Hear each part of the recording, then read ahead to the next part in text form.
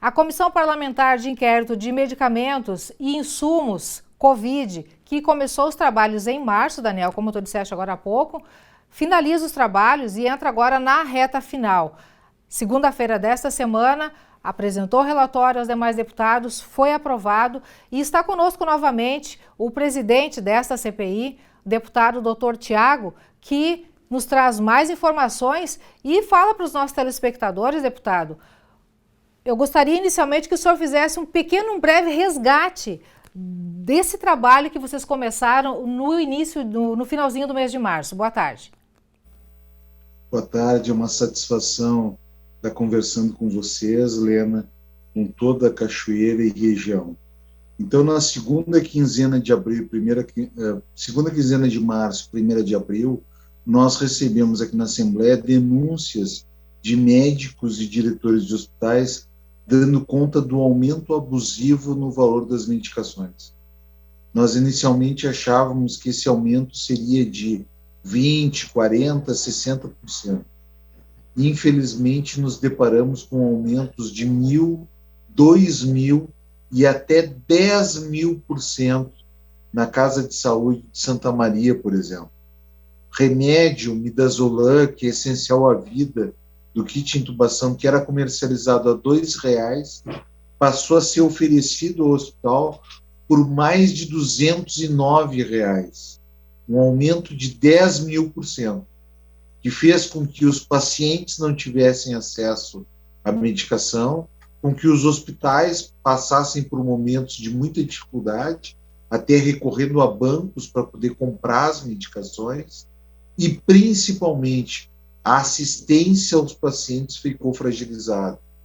Esses medicamentos de primeira e segunda linha foram gradativamente, em muitos hospitais, substituídos por medicamentos de terceira, quarta, quinta linha, medicamentos que se usava no século passado, em 1940, 1950, e que, sem dúvida nenhuma, infelizmente, para muitos pacientes, significaram a impossibilidade de se recuperar do Covid. Então, muitos morreram em função de não terem utilizado medicamentos adequados na sua recuperação.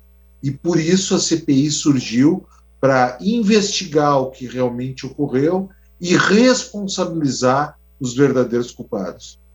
Deputado, na última vez que o senhor participou aqui do NTSU, que nós conversamos, falamos e a CPI estava na fase de oitiva, principalmente dos responsáveis por casa de saúde, por hospitais. Depois disso, que encaminhamento teve a CPI até chegar a esse final?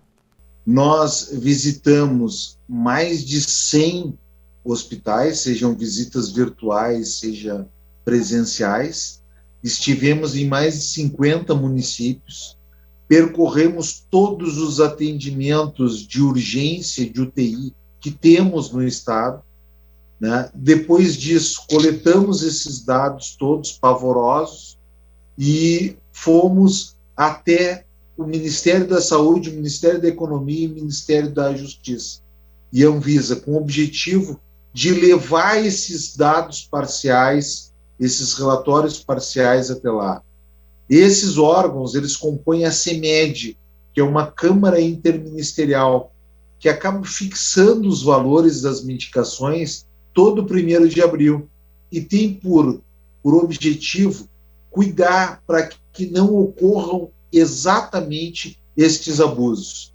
Lá, nós entregamos os resultados parciais, já abrimos processo investigativo final com relação a esses distribuidores, principalmente, que devem ser multados, notificados e alguns deles até descredenciados, né?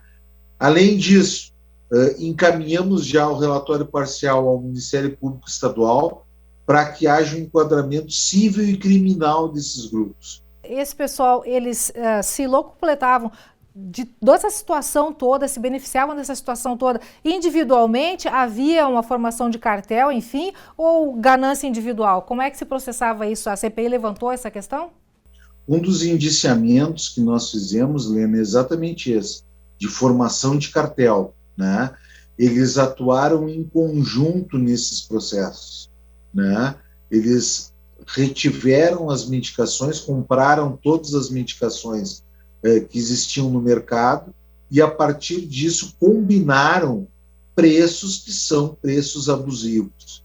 Então, isso realmente nós observamos e foram situações muito tristes. O relato de diretores de hospitais dizendo, olha, o diretor de hospital olhava para o seu hospital, nós temos mais 3 horas das medicações dos anestésicos. E aí o distribuidor dizia o seguinte para ele, olha, vocês querem, então vocês têm que pagar antecipado, vocês têm que comprar uma outra medicação aqui que eu estou, que não está fora de linha ou está prestes a vencer, né? E depois nós vamos entregar para vocês as medicações fracionadas. Se vocês não quiserem assim, certamente vão ter outros que vão querer. Então, extorsão, chantagem, foi isso que a gente identificou também nesse processo.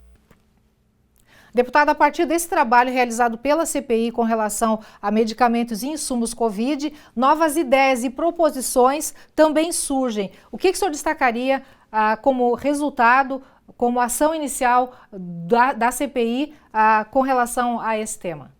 3 projetos de lei. Um primeiro que visa fazer com que ocorram um mutirão de consultas e cirurgias especializadas. O projeto Assistir do governo do Estado é uma iniciativa meritória, mas completamente inadequada, porque ele acaba retirando o recurso de um hospital e colocando em outro. Então, precisa-se ter novos recursos extraordinários nesse processo. Então, estamos propondo um mutirão de consultas e cirurgias especializadas. O segundo, é fundamental que o Estado reduza, isente de ICMS, estas medicações pelo período de 1 ano. Assim como fez Santa Catarina, como fez o Paraná, como fez São Paulo. Desta forma, nós vamos dar a oportunidade, a possibilidade para os hospitais se recuperarem e deles conseguirem atuar nesse mutirão de consultas e cirurgias.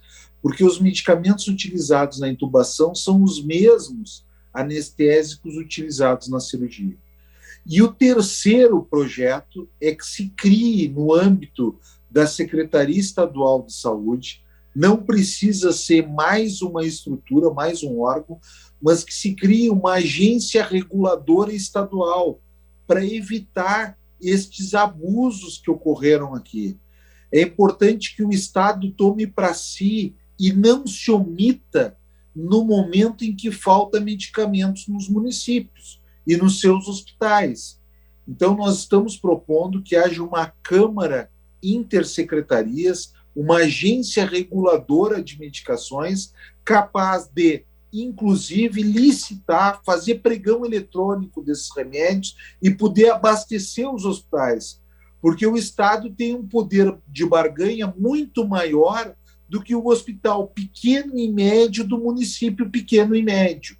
Então, o Estado do Rio Grande do Sul não pode se omitir nesses momentos de grave crise de falta de medicamentos. Deputada, sua mensagem final para os nossos telespectadores com relação a esse trabalho, a esse relatório final e a toda essa trajetória que o senhor acompanhou junto com os demais deputados à frente da CPI. Eu gostaria muito de agradecer a todos vocês da imprensa que foram fundamentais nessa caminhada.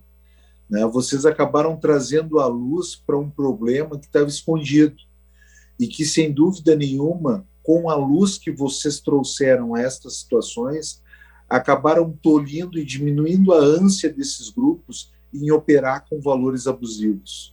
Então, muito obrigado a vocês e quero, sem dúvida nenhuma, agradecer a todos os médicos, enfermeiras, técnicos de enfermagem, gestores de hospitais, faxineiras, motoristas de ambulância. Esses são os nossos verdadeiros heróis. Muitas vezes a gente coloca num pedestal algum artista, algum jogador de futebol, nada contra o futebol, eu gosto muito de futebol, mas a gente coloca num pedestal essas pessoas, mas os verdadeiros heróis que deram a sua vida, arriscaram a sua vida para salvar a vida dos semelhantes nesse período de pandemia foram os profissionais de saúde. E a eles e por eles também além de toda a população, é que a gente avançou até aqui na CPI e vamos continuar cobrando os resultados dessas investigações. Deputado, muito obrigado por sua participação mais uma vez conosco aqui no NT Sul, por suas palavras.